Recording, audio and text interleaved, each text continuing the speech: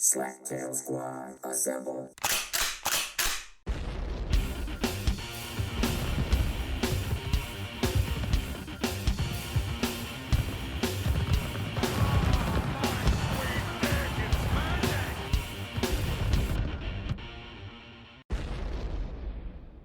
If you are listening to this, you are a member of the Great Slaptail Nation, my nation. And who am I? I'm the Beaveman, master of the universe, creator of all things great and small, and Lord High Commander of the Great Slaptail Nation Army. And with me today, live from the Uniden, is my number 2, the Ronz. Hey, Beaveman, how's it going, buddy? It's going very well, Ronz. It feels like it's been a long time since I've seen you. Yeah, Seems like I haven't seen you for a while. You haven't, and the overalls kind of tell me you've progressed into old man age. I just got these overalls. Don't spoil it for the audience. They don't know I'm in overalls. Well, they can't see us unless we're doing a video. Yeah, anyway, it's all right. Wait till you see my toddler impression. I'll have to do a video. It's quite good. All right, I look forward to seeing that. What have you been up to? Beaveman, it's been a shit show of a year. Hopefully it gets better, buddy. If not, I got a lot to rant. Okay. Well, I prefer not angry Rons. Prefer jovial I prefer not to be angry at all. I really don't. Oh, that's good. Well, hopefully things get better. But they could get worse. I mean, that is a thing. Yeah, it is. It definitely is. With us today, live from his spank room, is funny man Mike Cotayo. They can't see you. There you go. I was gonna say they can't see you, Mike. It's an audio medium. Hi. That's better. All right. And also with us from the great city of Jack'em Stab'em, Battle Creek, Michigan, Jumanji, our own sexual chocolate, a little pudding pop. Good evening, B-Man. Good evening, Jumanji. Good evening, people with big hearts. Big hard-ons? What? No. Big hearts. So no. Everybody's Big running hearts. around with cardiomegaly. You know that a big heart's not a good thing, Jumanji. It means that it's not pumping properly. Aren't you the one that told me also let's segregate people? It's good evening, beautiful people. You did teach me that. Beautiful. I mean, big heart. You're not supposed to have a big heart. It's not good for you. It really isn't. Yeah. That just means that, the left ventricle is super hypertrophied and the chamber is smaller. You're not pumping blood effectively. You're going to have congestive heart failure. It's not a good thing, Jumanji. Well, maybe say big kind hearts. Okay. Or do we just not want big hearts at all? I don't think you want a big heart. I don't think you want that. It's not a good thing. Next thing you know, your ankles are swollen. You can't get an erection. It all goes downhill. You want to drink water, but you can't because you're on a restriction because it's all bad. Does that really stop people from doing that? The doctor puts you on a restriction. It doesn't fucking stop people from that at all. It does if you don't want to drown. Well, okay, you just don't go near water, I guess.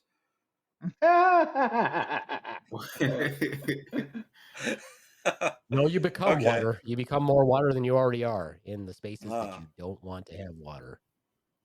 Anyway. Way to bring us down immediately, Jumanji. I thought I was like uplifting us to say like, hey, people have big hearts, big kind hearts, but or hard-ons. No big hearts. People have big hearts. Ronz. They've got barrel chests. Barrel chests, enlarged prostates, poor pulmonary function. Yeah, you're just bringing us down, Jumanji. You're just bringing us down. Bring us down. Anyway, I'm glad that we're all here together because we have not had a chance to catch up. Oh. Mike, how has the road been? Exhausting. I'm so glad I'm back home. I've missed you guys. I feel like you're my very dysfunctional family, and I just wanted to get back to you for so long. The last time when I got into Chicago, I was messaging Jumanji. I'm like, tell John to let me in. Tell the Beatman to let me in. He's I like, go work out. You're fine. I thought Yeah. I thought it was so cool to meet my hero, right? And then I thought you were just going to be spot on. Oh my God, if you set the bar low. I did. Wow. Your Thanks. hero, Thanks, Steve. Thanks, my hero's Steve. like Darth Vader in his heyday. And the Ron's like, my hero is Mike. What the fuck? Yeah. Shoot for the stars, man. Meeting Mike in person was so cool because here he is, and I'm like, you were so mellow. Then I thought you were going to be cracking jokes all day. You were just sitting in the chair. Nope. I'm Mike. How are you? And I'm like, he's going to say something funny any moment. Learn from the wisdom. Nope. No. Nope. Nope. I'm a pretty like laid back guy. Oh, you are. I don't need the spotlight all the time. Oh, no, and it wasn't about that, but you're right. You are so laid back. And whenever I tried to help you, I was like, I got this. Do you want me to help you with your bag? No, I got this. All right. Do you want me to help you do anything? I got this. And I'm like, fine, you cripple. I won't help you at all. Struggle. And I felt so bad for thinking that. I'm like, oh man, because we're at Pride Fest, and I'm thinking, and I'm learning from what the Beaveman and Jumanji are teaching me. It's like, don't say this, don't say that. At least I can make it up to the one cast member who needs help. He doesn't need help. You fucked up a lot. It was my first Pride Fest. Give me a break.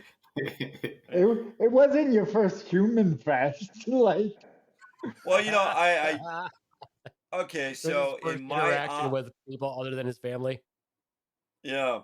So in my defense, trying to kind of figure out what to say and what not to say. Of course, you guys set me up brilliantly. I have been telling everybody how you guys set me up. That was awesome, by the way. Set you up. How did we set you up? It's not a setup. Oh my God. I don't know how much I gotta say this. It is not a setup if we told you all along that we were going to be giving you cringy questions to ask. Yeah, okay. That would get you beat up. And I agree with that, but on that, I loved how he wanted to go off script too. Yeah, I did. I just wanted to go off script or have a hand with the writing. And you're like, no, that's not what you do. For those who can't see, we have a hand job by the big-hearted funny man, Mike. So it was interesting. And the one picture the Swan did use of me talking to Peaches the drag queen, I thought was awesome. With you looking down at their chest. Yeah. Yeah, I was trying to get ready. Yeah. That was another cringy moment. That was another cringy moment with Ron. Can I touch him? How was I as a house guest? Was I okay? Yeah, you were fine. Yeah, I was just getting ready to say, trying to help Mike. I told Mike pretty early on, I'm like, I'm not going to try to help you with anything unless you ask. Or unless you look like you're really struggling, because I've been a nurse for a long time. 21 years, 22, 21 years now. And so a lot of people who have disabilities don't like you fawning over them or assuming that they can't do anything. So that's why I told him, I'm like, I'm not helping you with shit unless you ask me. Except for the time when he tried to cut the bread, and I was like, I let him struggle a little bit first. And I was like, finally, I was like, yeah, you need some help there, buddy? Like, yeah. I wouldn't have asked for help either. I would have been like, come here, we can do this. So cutting homemade bread for anyone is hard with two hands that function well. It's not easy. So now I figured I'd let him struggle a little bit. I was like, yeah, I'll just watch. I'll just sit here. It was delicious bread. I'll just chortle a bit. Yeah, it's good. So the comment that he shit out in your front yard, who picked that up? It sounds like he didn't make it. I did. Oh, okay. Well, that was a great house guest. It was gross after I picked it up. It was horrible. That was great. As a house guest, you are. It sounds like you were fantastic. It's very quiet. He's like a small child. They were very hospitable. Oh yeah, they are. They are. Drools a lot, gets food on himself. It was weird to be invited to their bedroom. I was like, no, thank you, I'll pass. They made you a pallet on the floor. We tore up some newspaper, laid it down for him. It was so nice meeting Lil Powder Donut. Oh, thank you, thank you, thank you. That was so great. And then you guys commenting, "Wow," because I just woke up and I'm trying to get ordering that donut. And then like, you have way too much sugar in your coffee. You're gonna get diabetes. I'm like, I don't think so. I didn't add that much sugar. And then everybody just saying you've added half of that canister or whatever it was to it. Oh I'm like, my, those fucking donuts were so good, man. Oh yeah, that's a good donut place. Shout out to Sweetwater's Donuts. Sweetwater. that was rated with what? One of the top ones in the nation, actually. Oh really? By the way, congratulations, Mike, for becoming a brother. Thank you. I thought that was fantastic. I saw that lineup and I'm like, I'm looking at Jumanji's face. Um, go to Facebook. Go to Facebook. yeah, you'll It's understand brother. the I comment. First of all, I'm it's brother and not brother. brother. I- Yeah. I'm in a show where I'm the only white guy, and it's called Joke Brothers.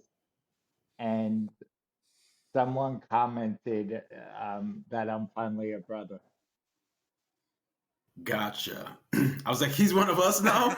I didn't get the memo. I've been one of you, just not melanin wise. There we go. So, Well, well, yeah. Well, I'm glad that Mike is here, so we can pick his brain. I want to pick his brain a little bit. There's not much there, buddy. Yeah, well, hopefully I don't fade in and out too much because I want to ask this question and then just get Mike's take on it, and of course you guys' opinion as well. Because oh, thank you. although we Thank are you. not, yeah, because although we are not stand-up comedians, we do comedy. So there's different, there's different areas of comedy. Hmm. So here's an observation that I had, Mike, because I've been fortunate enough to go to several comedy shows recently, open mics, regular shows, whatever. Hmm. And um, I noticed something that I never thought would happen. And I don't know if I remember if I told Jumanji this or not, uh, or the other day, but I noticed that although I swear a lot on the podcast and we talk about topics that you would not normally talk about in conversations with people you don't know, obviously, I have noticed that I'm not offended by super blue comedy, um, Hmm. but I wouldn't say 100% that I like it as much as I used to. I'm not offended. It feels like some of it feels kind of cringy to me. I'll give you an example, and I'm not maligning any comedian at all because everybody has their own comedy style. There are tons of people that like what you do, so I'm not insulting anybody. But Well, the other it sounds day, like you're just one second. Oh, sorry. It sounds like you're just getting used to being a comedian. And as Mike would say, I mean, when you first start out, everything's funny, but now that you're one of them, right? Sort of like me and Mike being a brother, he's seeing things prospectively brother, differently. He's a brother, not brother, right? And now that Yeah, you're I getting gotta in, go to the back of the bus now. I thought that was scared. jeez. But now that you're in the comedy scene, it's like, wow. I mean, you're becoming numb to it. So it's probably not the same when you, from an outside point of view on it anymore. anyway. Anyway, Is my example. yeah, oh yeah. Anyway, yeah. So Yeah, I was at that this. I sounds was because at I an thought you all. froze up. No, no. I was trying to give an example, but yeah, I think you took that pause in me breathing to hop in to say that, and it's okay for it's a good observation, Ronz.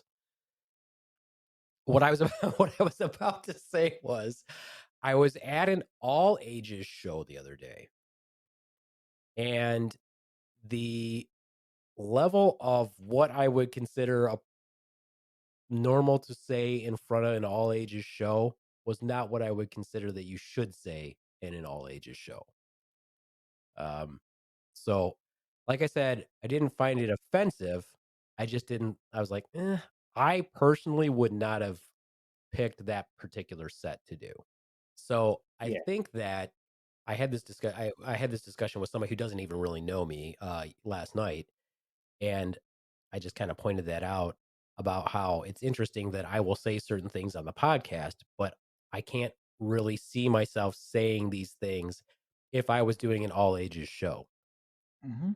And their observation was, well, yeah, but you say stuff on your podcast because you have a listening audience that knows what you're going to say. And so they tune in to hear you as you. And if they don't like it, they don't have to listen to it. Whereas if you go to a show, you're kind of forced to see their bit or you walk out or whatever, because you came to see comedy. Hmm. So I think that for me, I was like, oh, I think that I'm not saying that I would do totally clean stand up. I mean, like the bit I'm writing right now is pretty clean. It has like some innuendo type stuff, but it's not like bad. You could really do it in front of probably an all ages show. So I just wanted your opinion on that, Mike. I mean, do you have things lined up for you depending on what the audience looks like or what you think your response to them is and what you think is what would work in that regard? I think I think cursing is easy, and doing it without going blue is harder, but it's more skillful. I don't need to curse as a comic. I do it when I want to for emphasis. And like my jokes are on the dirtier side anyway.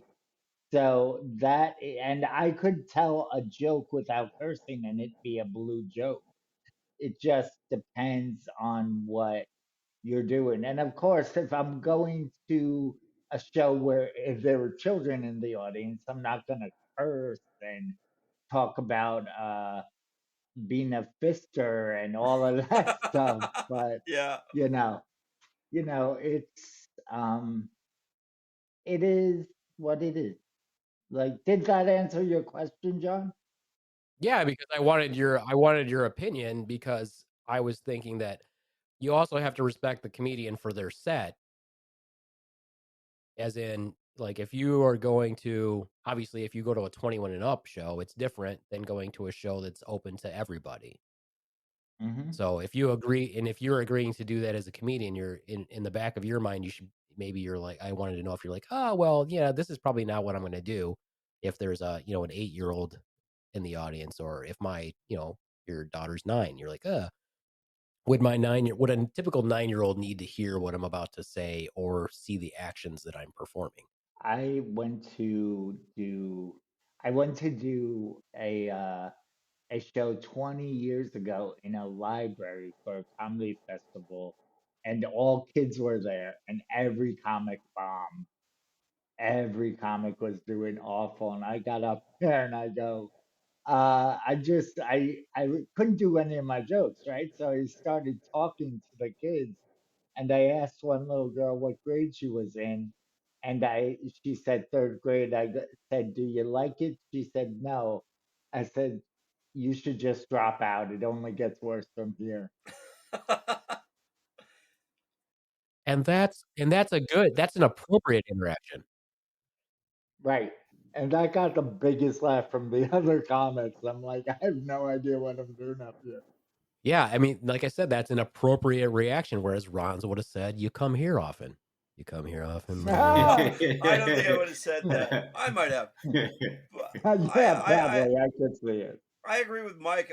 When you told me about Mike coming into the cast, and I started doing research on him, or stalking, if you will, I started watching other comedians, and I found out that all of them have something in common, including Mike, as he just said. It's harder to write clean comedy than it is dirty comedy or blue comedy, because it's so easy to swear. And yeah, knowing your audience is one thing, because your audience can switch up real quick. I mean, Mike's probably got the hardest job walking into the Joke Brothers set, because You they're gonna get fucker, out there like, brother. Motherfucker is Yeah, brother. Yeah. They're gonna walk out. They're like, they do know he's white, right? It's that is for me the easiest audience to perform for because it just it's natural. Like white people are harder to please on Oh, do stage, tell and how. How are we so like hard to please? because you're super sensitive. I'm not. Like I grew up on you Sam might Kinison and George Carlin. I mean, if you offend me, you have to really, really work at it. in today's world, people are much more sensitive than they were. I can't say half the shit I said 20 years ago. Yeah, I'll agree with that. I'm shocked I still get away with saying the word retarded. Excuse me. You use that because the way you walk, because of your advantage of being handicapped, if you will. Because they're like, "Is that He funny?" just said all handicapped people are retarded. I I heard it. did not say that. I did not I fucking heard say it. that. Not only did he call all handicapped people I did retarded, not say he that. Let's get also that said straight. that being handicapped was advantageous. The It is. advantage of being handicapped. Tell us, what are the advantages of being Oh, handicapped as please, opposed to please. not being handicapped, Mike Ryan? gets up on stage, right? He does, and he looks at the audience, right? And that one running joke he has is fantastic. It's like, I know, ladies, I'm taken. I know you would marry me for the parking spot, and I thought that was hilarious. Wow, you just butchered like three jokes Yeah, into I one. know, I you know, you I know, I not know. I only did butchered he it. I not know only I did he butchered it. fuck up not only did he fuck up your bit, Mike, not only did he fuck up your bit, but he attempted to do your bit to the No, comedian who no, does the I bit. did not attempt to do his bit. I was verified by. Oh, I No, fuck love it, you, Ron. fuck I it. love you, Ron. Thank you, Mike. Thank you, because apparently I'm not getting much love today at all. Fuck this shit. But yeah, it's going back to what you said. It's so hard to write for clean versus that dirty, and of course you can slide in the jokes in there that are. Did he just say that? So I admire anybody who can try and do that. I think it's fun. I like pushing the envelope. But I will say, I want to become famous. And I don't think I can do that if I have all these dirty jokes and that's what I'm known for. I mean, it works for other people, but like, there isn't an Opie and Anthony nowadays. Oh yeah. Oh Jesus. Some of the shit they pulled. Yes. I think they had a contest one time on air who could have sex and get Have the most sex in points. a church. Yes, I remember that. That's where I was going. That got him kicked off the air the next day, Mhm. right? They rebounded, but of course, you're right. You can't say the stuff that you did 20 years ago. And I think the priest was just pissed off that someone was having sex in the church and not them. oh, I missed the joke drum because I guess that was a joke. Ah, there we go.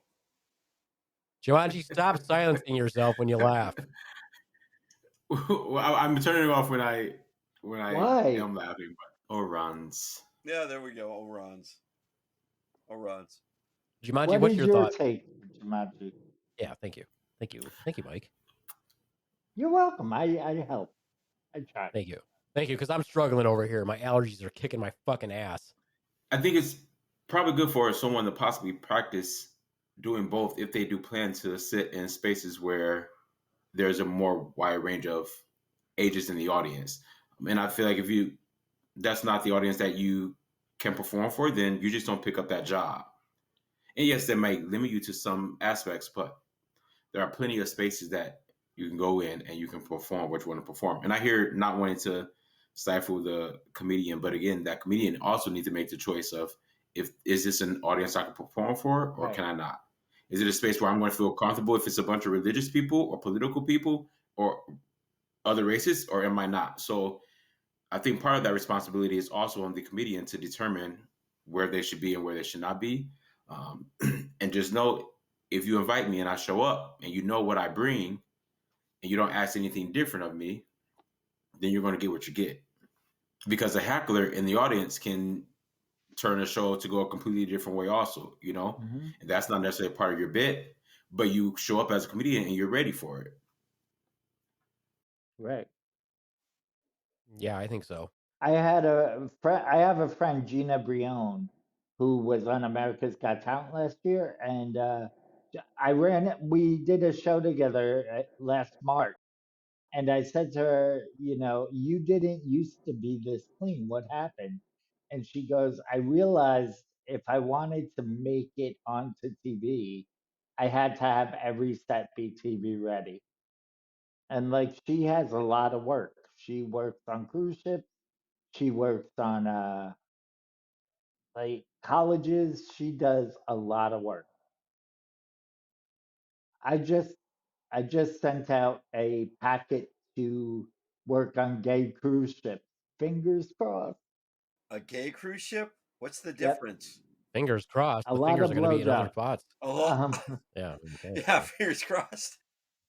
Keep your fingers to yourself. That would be, oh wow, and your fingers, Jumanji, are scissoring, so that's cool. You do know what that is. But see, again, I think it depends on what that comedian is trying to go after, because I think about Def Comedy Jam, Mhm. and most of those comedians, they're also now on TV, but Def Comedy Jam wasn't clean by any means. That was my dream, to be on BET Comic View or Def Comedy Jam. Like that was, and I didn't stick around long enough to make it happen. But I'm getting a lot of work in urban rooms lately. So Well, it's like the late great Sam Kinison, right? When you watch him on, I remember watching him on one of the, I think, Late Night with David Letterman, which was really great. He just comes out, looks at the mic, and he says, "All my comedy's not for appropriate."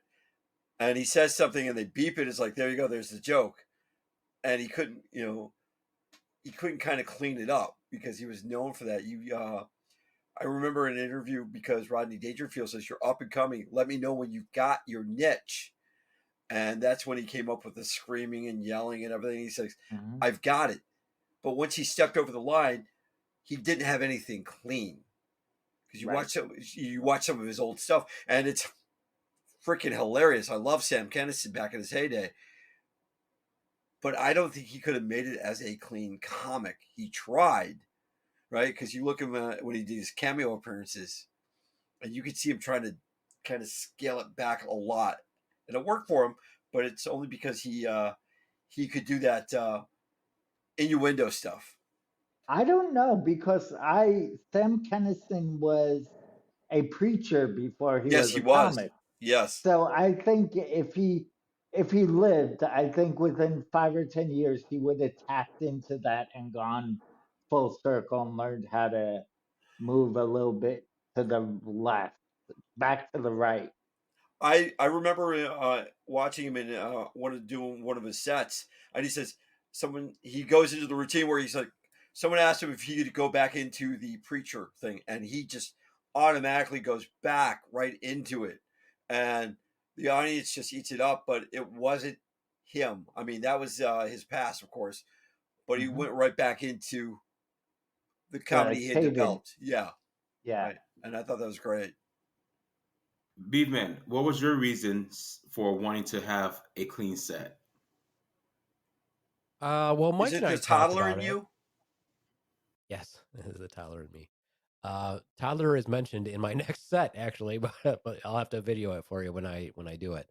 Um, no, Mike and I talked about it, and I said to him, I'm like, all these blogs and videos and audios and stuff that I've been listening to or reading or watching, a lot of the opinions are that the person who hosts the show should try to be clean, or or try to kind of scale it down and be like, you know, not over the top crazy.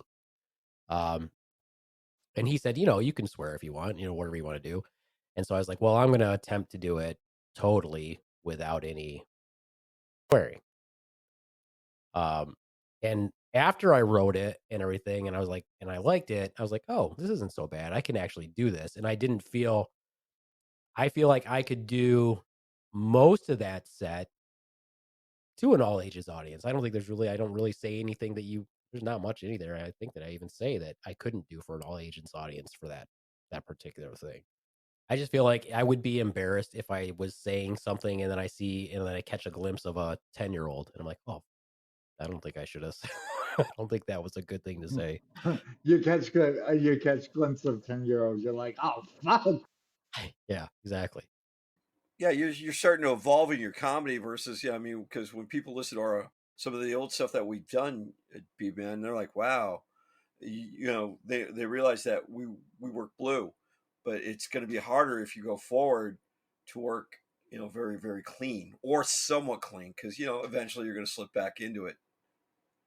I don't think so because I think that again, like that's kind of how I said that, this person that doesn't even really know me, they had a very good point. They're like, people listen to your podcast because of your podcast. That's your podcast audience. Now maybe that will draw them out to see you if you ever do an actual show somewhere. That might be the draw to see you and they might see you do something different, but if they still like you, it's not going to matter if you do a clean set.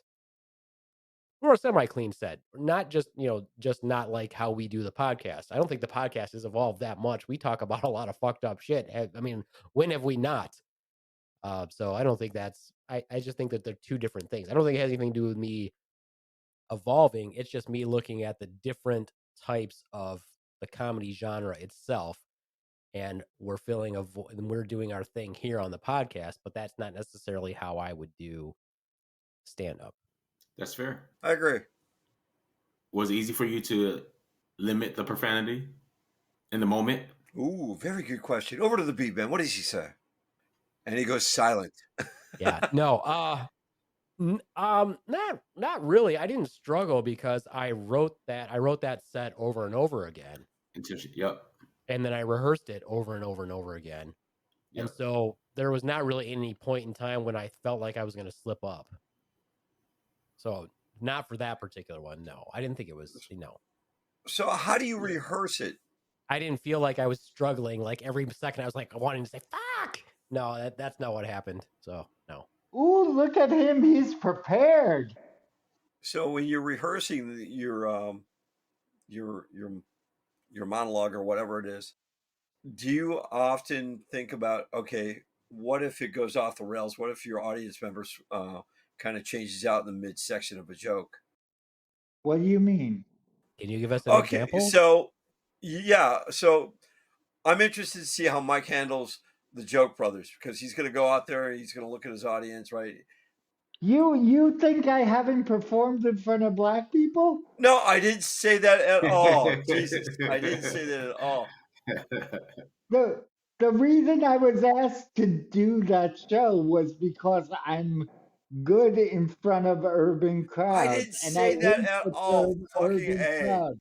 I'm still learning the aspects of doing this because actually this is something I want to try.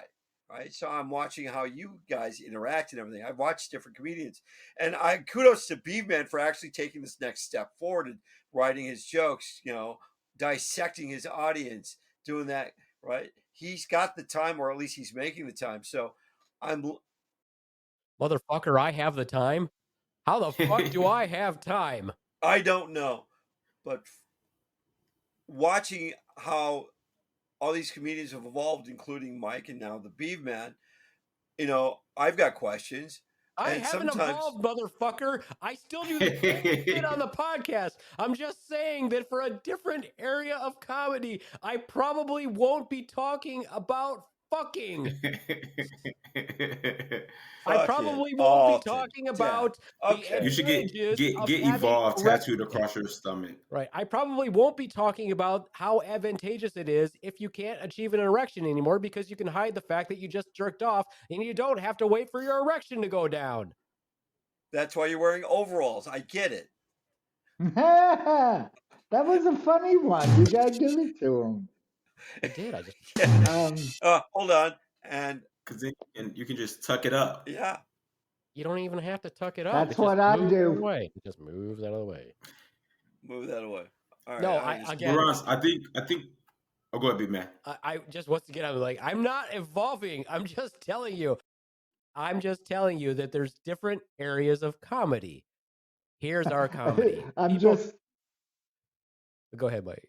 that's so funny. You said, I'm just telling you, and then your mic went out. Yeah, I heard Oh, that too. sorry. I'm No, just I'm just telling saying. you. Silence. No, I'm just saying once again that there's different areas of comedy. Our podcast is considered quote improv. If you look at the charts and you look at the description, had nothing to do with me, but we're labeled an improv podcast. Podcasting for us in particular, as we do something that's quote funny, it's a different area of comedy. Is it the same as stand up? No. Is it the same as writing for a TV show? No. Is it the same thing as writing for, Hubba Bubba, or what was the one that we used to get the jokes on the gum wrapper because we're old? Bazooka Bazooka. Joe. Bazooka Bazooka Joe. Joe. Yeah. So no, it's just a different thing. It's That not was that a doesn't hard ass yeah. hand. Yes, I it know. I was. mean, it was like rock hard. But you Something that the didn't get Beaveman it. can't achieve. Thank you. Thank you. Thank Right. you. Thank you. Right. I'll be here all week. Yeah, Don't unfortunately, shoot that me. is the truth. Unfortunately. Unfortunately. Unfortunately. Yeah, it was probably one of the hardest pieces of gum to chew. Do they even still make that anymore? Oh God, I would hope so. I don't know where you would get it. Yeah, they gotta make it. Ronz is going to be passing out candy to little kids now. Ah, jeez. You've always been in my corner, and now you're taking the role of No, I'm still in your corner. You pass out candy every week at the dojo. No, I He's don't. still in your corner, Petty. Oh, please, no. Please, no. No, no. Jesus Christ. So, Ronz, are you surprised I perform in front of black crowds? No, I'm not. It's just watching you perform and seeing how your audience evolves around you and seeing where you're taking it. Once again, watching comedians as I've grown up, and you're right, we've gotten way too fucking sensitive on subjects. And it's like how you have adapted. And I think that was one of the questions that the Beaveman was going towards is your writing skill, and probably fucking not. What the fuck do I know? All right, Beatman, is that what you were going for? oh fuck it. He read my mind. Yeah, He's a mind reader. yeah. He used his mind I'm power. a mind Picked me reader. up and shook me like a dog. I'll tell you. Mike, I'll if I tell you. may, I'll tell you. if I may, Yes. let me just translate Yes. what Ronz is trying to say. Oh, please fucking do. It's not that he's shocked or doesn't believe that you've never performed in front of a bunch of black people. What he's trying to say is that he's scared if he sees two or more of them together at the same time. Jesus. Wow. Really, Beaveman? Really? Oh, wow. This is just not going my fucking way. He's a low-key racist. Fuck you too, Mike. I Wow. don't think Ronz is low-key racist at all. Everybody I just- know, they're going to look at me, and I'm like, we never knew that about you. I am, oh my fucking God. I'm just playing with you, I know, man. Mike. I know, but you know what? I do have African American friends who listen to this. Oh, you never say that.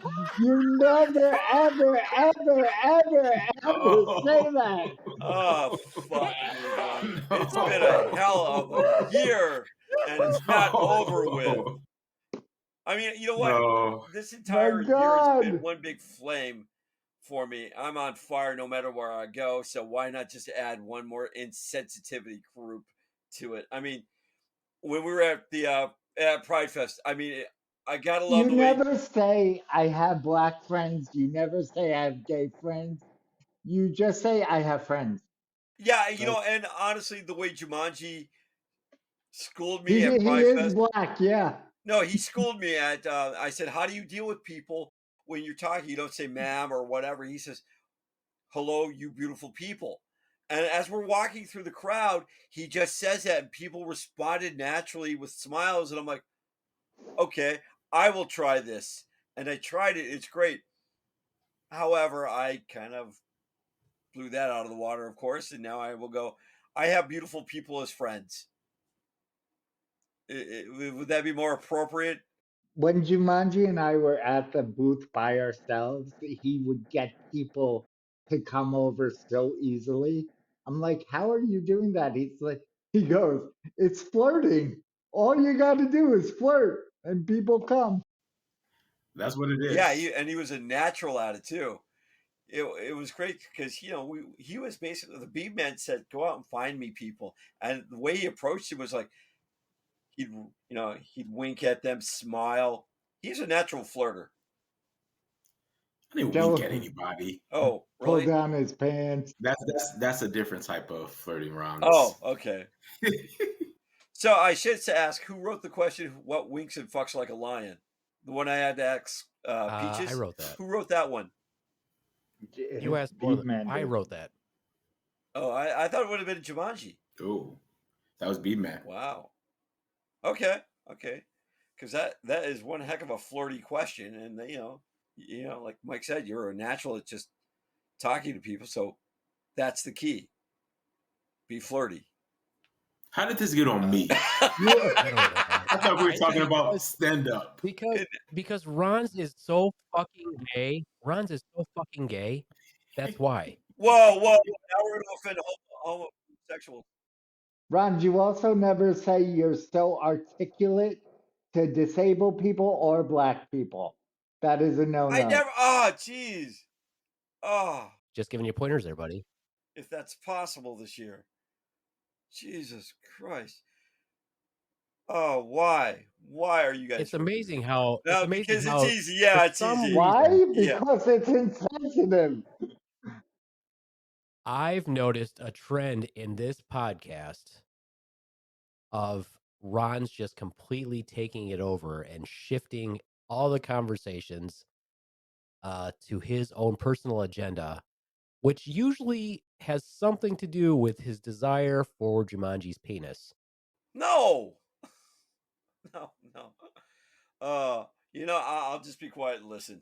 I don't think that's possible. Oh, jeez. If you had to guess, Mike, where is Ron's at on that scale? He says a lot of shit that really does make me think that he's It's the scale that pretty is gay. directly connected to Jumanji's penis. Oh my. You know what? Oh. I don't know. Ron, have you ever had feelings of affection for the same sex? No, I appreciate it, but no. Then no. Did anything come over you at Pride? A group of 5 men. Jesus. No, actually, once again, it was a learning experience, and thanks to That's the good. Beaveman and watching Jumanji and how you guys interact. I mean, I thought it was great. Little Powder Donut loved it. It was so chill there. I don't think Hey, all right, I okay. expected that Stop level. shifting the conversation. Stop talking about yourself and all the other stuff. I want to ask Jumanji a question. It's a serious question. Yes. In all the years that you've known Ron so far and interacted with him, if you did not actually know him, I want you to separate these out as different interactions of meeting somebody for the first time. What would actually be your impression of Ron's if he was not married? If you didn't know he was married, didn't have a wedding ring, what would your impression be? I would think that he was attracted to me. I think he is. And that's okay. It doesn't make you gay. Thank you. It does. Kind of does. Well, Kind of does. it does. Kind of does. It doesn't make him gay. It makes him bi-curious. Jumanji curious. Sure, fine. Jumanji. Sure, I don't fine. know whether to feel insulted or just like, well, Be flattered. Be flattered, Be right? flattered. No point did we say you had a shot, so I don't know why you would be flattered. Listen, I'm not hearing you want to fuck me, so I'm a little upset there, Ron. Yeah. I mean, the first time I met Jumanji, Okay, can we shift it back to the whole Okay. first place? Was that a You know what? glory hole? I get it. yeah. All right, we'll shift it back. You're right. Can we stop talking about you or your love of Jumanji and your love of Mike? And can we actually talk about comedy? Is that okay?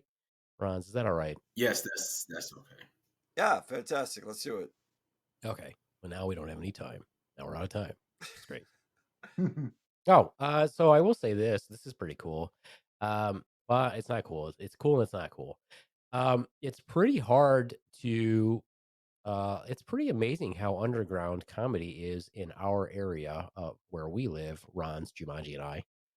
And I actually might be more prevalent where Jumanji, you live in Meadow Creek, right? Yes. Might be more prevalent there. I don't know. I don't think it used to be a comedy. There was a comedy club in Battle Creek many, many, many, many, many years ago. A really good one.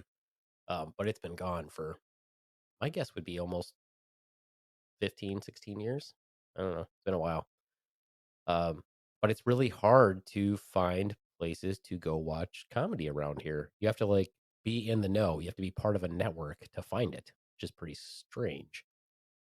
Tied in with that network now, but I'm like, yeah, I didn't even know there was any comedy around here. And apparently nobody else does know if you talk to them. They all say the same thing. They're like, I don't know where you go see comedy around here. Yeah, it's really limited when you think about it. And we're not a big arts space either. Like we don't necessarily have like an arena or anything like that. And then the places where we do have theater, it's it's like I don't want to say it's theater at like the university level. So it's a different experience for us here as opposed to going to a place like Grand Rapids where there is a much bigger space, a much bigger audience for it. You get a completely different response. Detroit, but I don't think that we have that here in Battle Creek either. At least I don't hear of it if we do. No, the only thing we have is the barn, which is Right. pretty well known. But yeah, otherwise, everything else, I mean, you could jet up to Grand Rapids. It has lots of stuff. Right. But even like the barn, like they don't do anything outside of the 4 or 5 shows they put on a year, then they shut down. Right. You know? Yeah. And they've had some amazing actors and actresses come through there that are comedians, you know, at their right too and can come and perform, but that's not necessarily what they draw there. Yeah. Yeah. As looking at the site that I'm on now, it's like the Michigan Comedy Network. Most of the shows, there's a ton obviously in Detroit, ton in Lansing, ton in Grand Rapids. That's the places to go. Whatever. Gotta drive, I guess. The good thing is I do have 2 open mics next month. So that's good. Nice. Congrats. I could get 3 if I wanted to, but just doing 2, I think. Nice. And this has sparked something in you.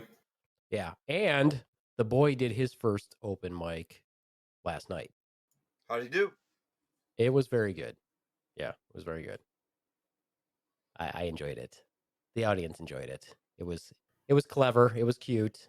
He has very Nice. good mannerism and he looked very comfortable. So that was cool. So let me ask this Nice. follow-up question. When you do an open mic and they find you funny, do they ask you to come back? I assume it would only happen to do if they had shows there. If they don't have shows and they only do open mic, the goal, as far as I can tell, is just to meet other comedians and talk to other comedians and get tied in with their network. Well, I think it's the improv or out west or whatever that you do. You go up, you do an open mic, you do a 3-minute bit, and if you're good, they keep you, and then you go to the final set of the night, and then they're like, okay, if you want, those are contests. Like those are definitely contests, and for what it is, usually you're just going to open mics to practice on material, meet other comics, try to get better, try to hone your craft, and then the more you do, the better you get. Like you're not gonna become famous if you're just going in and out. Yeah, the point is to, I mean, people when you go to open mics runs, a lot of people bring their notes up with them and reference their notes and literally say, "Oh, I'm trying this out. That joke didn't go well," or "I got another one." That's what you're doing. I mean, you're networking and then you're trying stuff out, and then if you network enough and you're funny enough, or you got a shot at trying it, maybe somebody will invite you to go do 7 minutes on their show that they're setting up or whatever, or go try a competition. No, I understand. I was watching the late great Ralphie May, and he was running a writing workshop on comedy writing, and he mentioned something like that. You know, you do 3 minutes of clean, and you do 3 minutes blue, right? And you know, if you're going to do blue, how do you make it clean? You know, so you start developing your trade or your craft.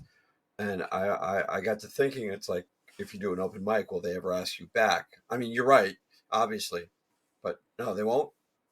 No, open mic you can do. It's a lot of them are You're show up, not, yeah. show up, go up, or or they book it out like ahead of time. They're like, oh, hey, can you, then you just everybody goes on a roster and they pick who they can get on there, or who it's first come first serve or whatever.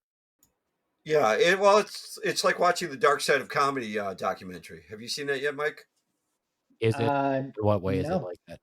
Well, when they talk about a couple of famous comedians now who go to, I guess, the Improv in New York, you get put on a list, right? And The you're Improv isn't there anymore. oh, So that is historical.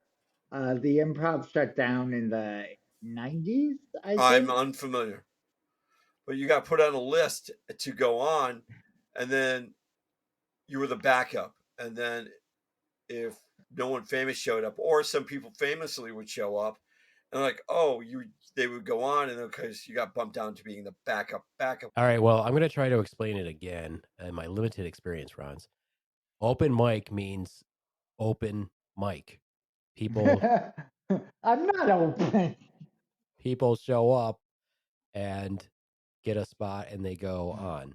Open, just like open mic for music, open mic for, that's what it is. I don't think they ask you to come back on an open mic. It's open to everybody. It's a matter of, can you get on the list? Can you do, blah, blah, blah.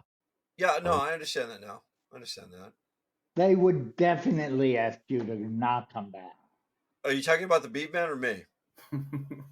Because I don't have any good material. Ronz, I'm joking. Oh, I know. You know what? People often ask me, and I'll be serious here. It's razzing. It's razzing, buddy. Yeah, it's like It's all about like Ron's that. now. Now Ron's going to go on for 5 more minutes. Yeah, I'm gonna go and starting now. They go, no, they ask me about you. New. They asked me about you. It's like, new. Is the Beaveman really like that? I'm like, no, he's one of the nicest guys you'll ever meet.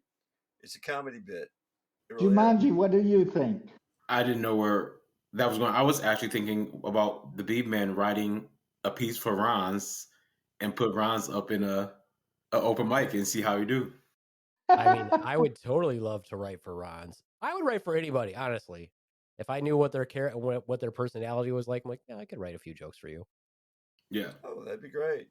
And that would be a writing credit for you. Well, you'd have to go somewhere, get somewhere with it. I mean, yeah, it'd be a writing credit. Oh, you can put it on your resume. Apparently he's going to be so big that I can put that down as a rep for when other comedians approach me to write for them. You know what Ralphie May said to me? He goes, "Pass the ketchup." No, pass the burger. He said I was funnier than Josh Blue. Whoa. Which I thought was nice. Yeah. Nothing against Josh. Nothing. Yeah. He was my arch nemesis. So, are you good friends with him now? Or are you guys like? I don't know him actually. I would love to meet him, but I don't know. I think he listens to this podcast. Let's hope. Fingers crossed. Josh, I want to meet you. That'd be awesome. I'd like to meet him too. I thought his set's funny. So, Ronz, just so you know, if you wanted to do an open mic, you just contact them when they're doing an open mic, and they don't have to know anything about you. They'll put you on. Okay. Because it's an open mic. Yeah, you're not getting paid for it. You're just working on stuff. The point is, once again, I will try to explain once again. Please the point is to meet other comedians and to network and to work on your hobby, skill, newfound love, your hopeful future. That's the point. Right. No, I get it. And then I think with the audience response, they will let you know if they want you to come back or not. Let that be what determines that for you. Even if they don't want you to come back, you have every right to go back. You do. So, Mike, have you been to a venue where you totally bombed and went back to that venue? Sure. Yeah. Yeah. Okay. I feel like you have to if you want to make it somewhere. Right. because you don't want to build up an audience of people that don't want to hear you, Right. you know. And But you don't want to go and bomb twice in a row. That might not be good. Yeah, Ronz and well-known famous comedians bomb still. Mm-hmm. Even after they're established, they still bomb, dude. I understand that. I really do. It also, you know, I mean, like I said, it depends on the audience. Of course. You know, if you don't know your audience, you go from, you know, you're really funny in New York, and then you go to Nebraska or something, and they might not find you funny. I mean, if you look at Jim Gaffigan did a special, I think it was probably like 2 years ago, where he went to he was like in different countries, and he did the comedy based on like their local interests and things like that. Mm-hmm. And I watched like an episode, I think he was in Canada, and he was talking about the stuff in Canada, and they're dying laughing. And I'm like, I don't even understand half the shit you're talking about. I don't know where this building is. I didn't know what poutine was. You kept talking about that. I'm like, I don't even know what that poutine? is. He's talking about poutine. He's talking about maple syrup. He's talking about all this stuff, and they're dying. And I was like, Yeah. good for him that he researched all that shit and he made his comedy applicable, however you want to say it, to the people that he was doing comedy to. And I was like, that's pretty fucking impressive. I'm not laughing. I'm like, I'll have to wait for the other show or whatever, but he killed it. I mean, they loved it. Yeah. That's dope. And that's God, it's almost gosh darn considerate. I mean, to have that much interest in putting on a show that people will enjoy like that. When I go to town, when I go on the road and I'm in a different city, I usually try to look up something about their culture so I can reference. Yeah, I think that's a good idea. Like if I'm doing a black room, I'll look up fried chicken. Oh, Jesus. Yeah, there we go. That was for Ronz. Yeah, you don't rip on Mike for that. Yeah, how come it doesn't sound offensive when Mike says it, but it is when Ron says it? Yeah, please do tell me. Ron's, try a similar joke. No, I will not. Ron, say something about watermelon. No. All right. So someone approached me at work one day, and they realized that no. This is I've been working on this, and they realized that I've been working on this. Yeah, I've been working on it. They were So black. they realized I have a mixed family, right? And they go, and the guy approached me. He goes, "Hey, Ron, do you know that now that you have a blended family, you can say the N-word?" I'm like, "Get the fuck out of here!" No, I can't. It's like, no, it's okay. You go ahead and say it to me. No, I will not say it to you. I know, it's a trap. So, how do you avoid traps like that? Oh, come on. Stop trying to switch the... Oh, my God. With common sense, you douchebag. I'll just say now I'm a douchebag. Yeah, I try to... The Beaveman caught it right away. I was trying to deflect real easy, just like, get away from the subject. Got caught. But you brought it up. I didn't bring it up. Mike did, not me. What do you do when you have the urge and someone tells you it's okay to say it? I mean, how do you fight that urge? Or you just go ahead and say it? Wait, what do you think? I mean, is it acceptable for me to say it now? What do you think, guys? Hello, guys? I will tell you need to not say it. I never say it. Never, ever. But no, I understand. Right. Do you? You got as you guys say, you got to read your audience the minute you walk out. You can't say certain stuff, right? And you got to look at your audience and see if there are any black people in it. Don't say that no matter the audience. Yeah, no matter what. Exactly. There's nobody here. Nope. So let's talk about them N-words. No. No. Not at all. Not at all. That's just that's wrong. Yeah, Ron's probably the only ones that can get away with that is South Park. I think that you're not South Park, so. Or Jumanji. Well, South Park is a bunch of, written as a bunch of little white kids, so I don't think Jumanji has much to do with that. Okay, no, I get it. I mean, they call the one little black kid Token. So yeah, but you know why though, don't you?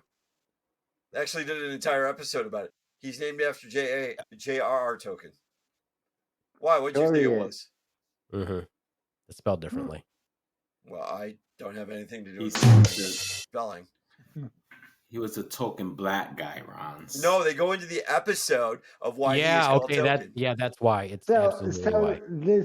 this show I'm on tomorrow, the producer, we've been friends for over 20 years, and I said to her, when I promote it, do you mind if I say and the token white guy? And she goes, don't use token, use diversity. I'm like, all right.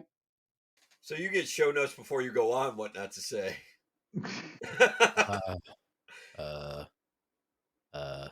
For those that can't see, I'm shaking my head. Yeah. So what was the worst advice before you went on that you thought, okay, I'll listen to this person and Say the N-word. What? Slaptail Nation, I'd like to invite you to another episode of the Ronz podcast. No. Any other off the wall questions you want to ask unrelated to the original thing that we were talking about where I asked? Yeah, well, I'm just trying to deflect all the crap you've been throwing at me off real quick. It's not working. You've stepped into all this shit yourself. Who threw anything at you? It's been a shit show. You're right. Or you're wrong. I don't know. I don't give a damn anymore today. You're right. You're right. Anyway, all right. Well, Mike is out. I'm sure that I will post his link tree for his upcoming shows. Of course, this podcast comes out Sunday, and so it will be his shows following that. Oh, guys.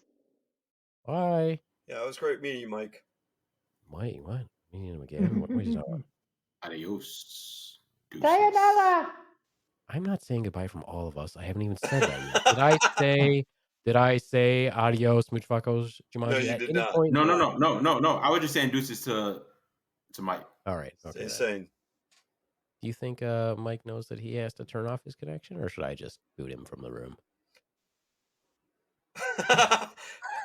Just boot him from the room. I'll just boot him from the room.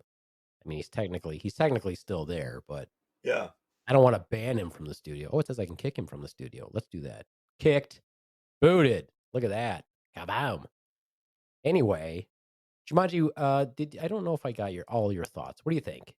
What did you think on performing? I mean, what makes you comfortable? I mean, I wish I would have had other people with me the other day.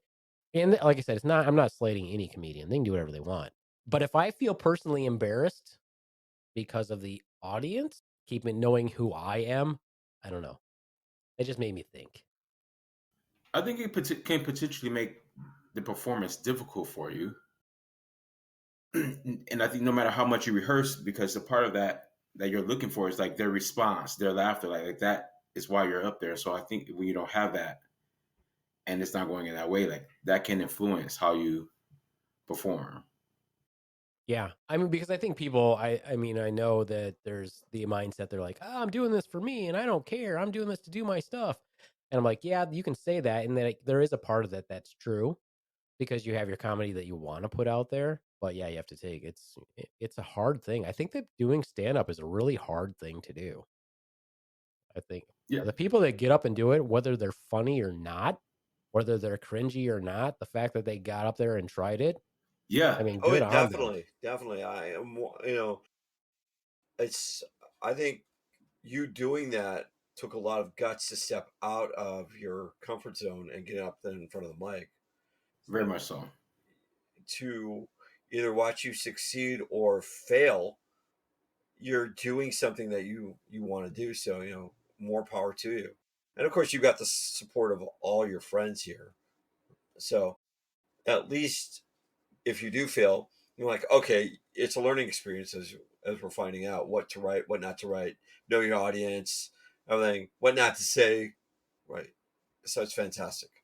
So kudos to you. Thank you. Thank you very much. Thank you very much.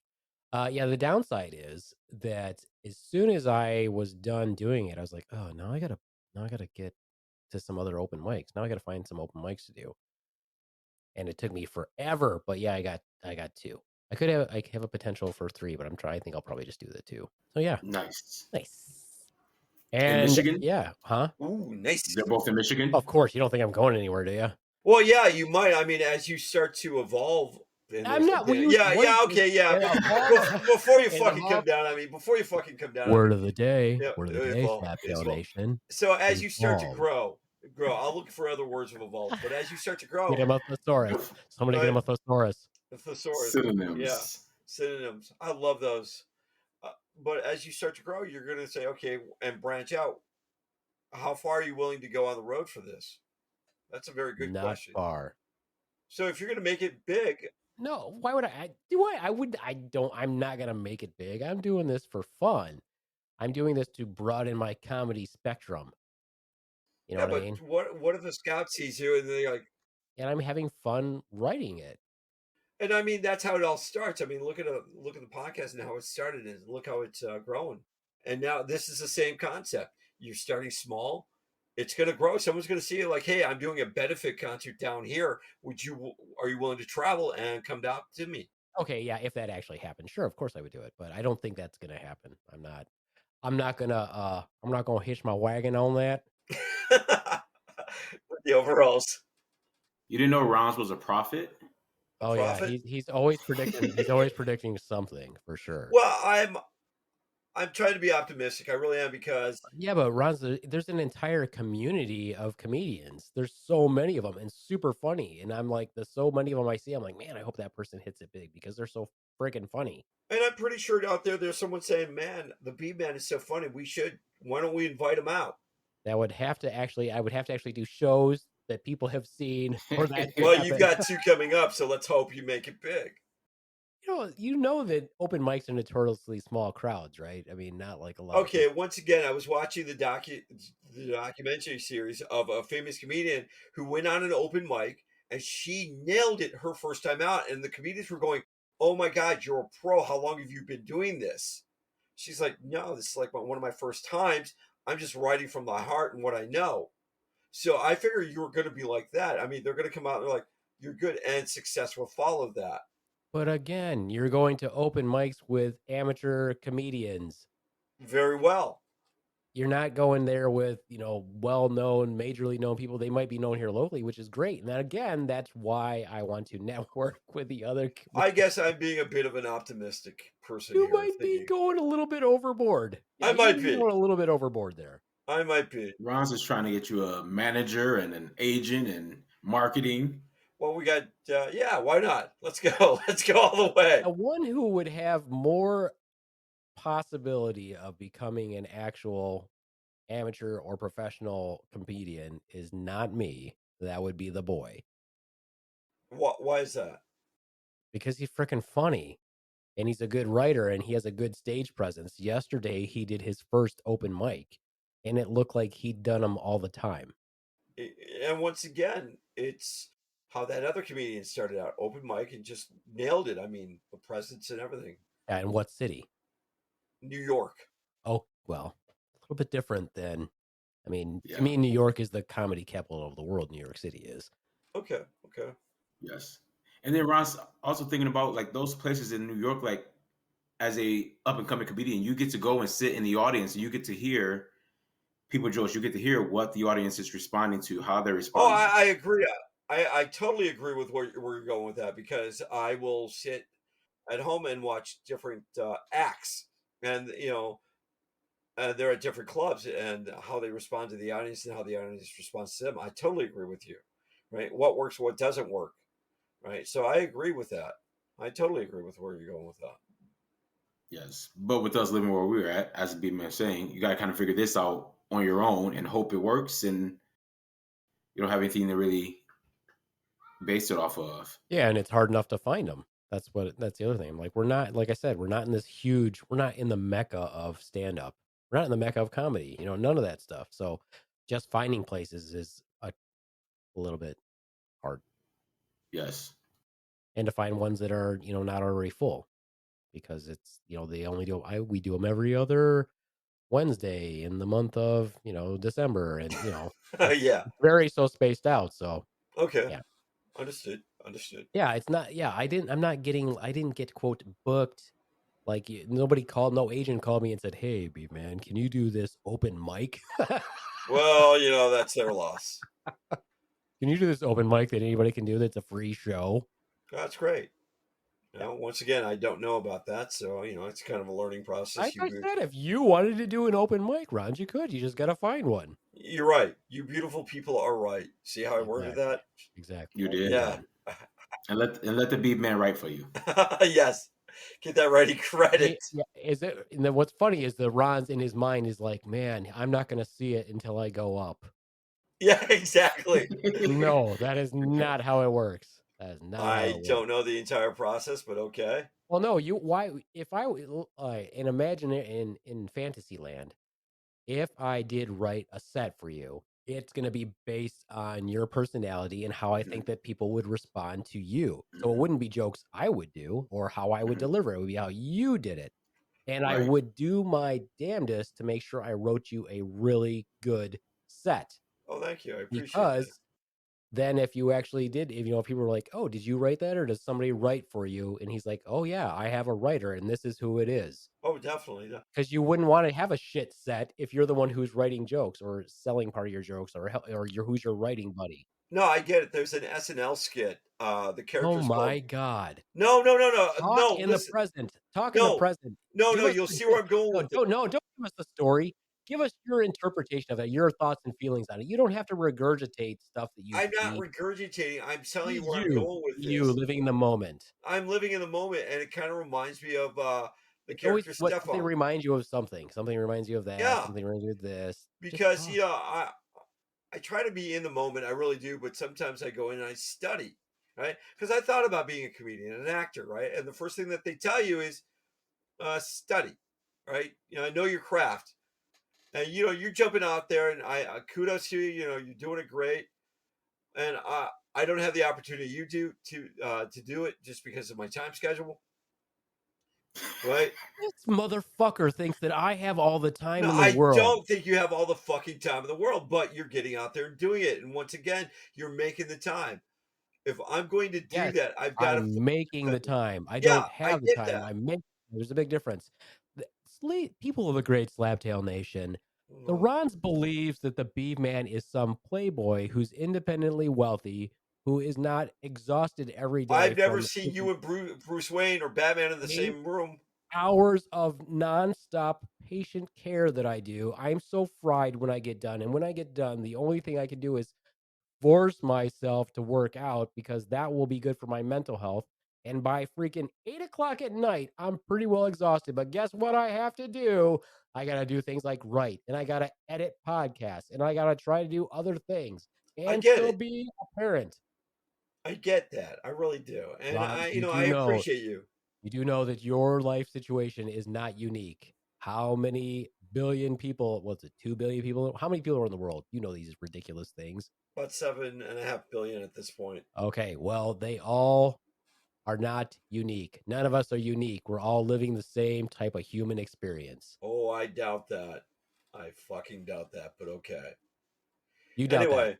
You think that your situation that's going on right now is not happening to about 30 other million people at the same time. I do believe that would be the correct answer. Thank you. However, Oaxaca, we're going to get past that real quick. We are going to fucking get past that real fucking quick. Always logic is the biter of the ass. You know what? And you're right. And I just realized that this weekend. I really did. Logic kills me. So you being the random chaotic person getting out there doing this comedy bit and making the time for it, once again, nothing but mad respect and props to you. Thanks for being dope. Thank you. And I'll quit regurgitating, as you say, the experience of other people, because you're right. The experience of other people will differ from your experience as far as getting out there and doing it. I think it's mostly that we just want to hear your own thoughts on things as opposed to you regurgitating stuff. That's what people don't want to hear you reminisce about, Sam Kinison for 5 minutes. They'd probably really rather hear what your take on stuff is personally, as opposed to just regurgitating stuff.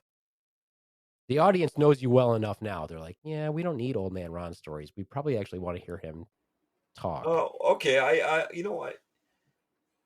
I can do that. If you want me to kind of cut loose and give you my opinion on things, right? But I will tell you this. It's not as optimistic as you would think. And I don't want to go down that road. You're the pessimist. And I love that. In fact, everybody loves you being the pessimist and me being the optimist. I don't want to take that away from you. I don't think that I'm asking you to complain, Ronz. I think that I didn't say complain. I said pessimist. no. Listen, I didn't ask you to complain. What I asked you to do was stop regurgitating information about stuff that's not pertinent and give us your own thoughts. That's what Okay, everybody wants yeah. to hear. Yes, I agree. That's the example I gave you. I was like, nobody wants to hear you tell us a story about the life of Sam Kinison for 2 minutes. Okay. We'd really rather have your thoughts and feelings on a subject as opposed to that. All right. That's what I'm trying to say. Good or bad. Good or bad. Got it. Going forward, that's what's going to happen. He has spoken. He has spoken.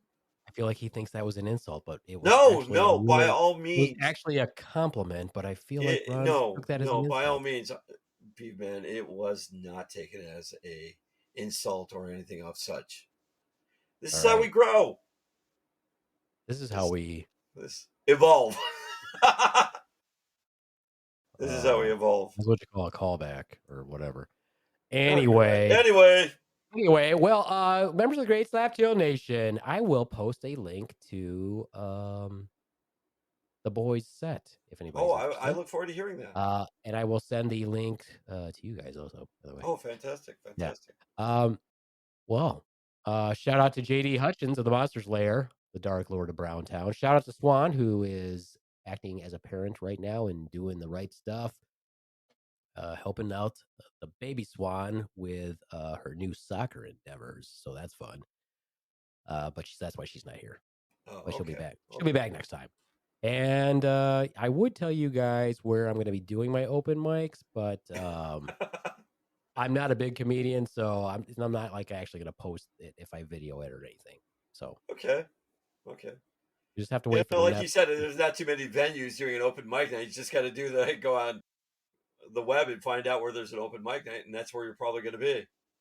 Right, because there's not a million of them. All right, well, that's it for me, the Beaveman. Adios, smooch fuckos. Deuces. A personal shout out to Little Powder Donor for putting up with all the shit that I've got going on in my life. I love you, babe. Thank you so much. To Megan. Aww. No. So fucking gross. It is. To Megan. To RJ. And to everybody else who's been there for me. Thank you. And to the Beaveman, thanks for putting up with me. Stay sane, motherfuckers. It's gonna get fucking crazy out there. Did you want to say a shout out to anybody else? My mailman, who always brings my mail on time. No. I think that's good. To the U.S. Postal Service. Well, shout out to the Weasel for helping me track down some things. Oh, and to Rebecca for coming back. I was just kidding. How many? I didn't actually want you to give more shout outs. It's ridiculous. All right. Well, yeah. Okay. So I'll say my don't know how the VJJ works. Yeah. I don't know how the VJJ works. I don't know how the VJJ works. Okay. Thank you.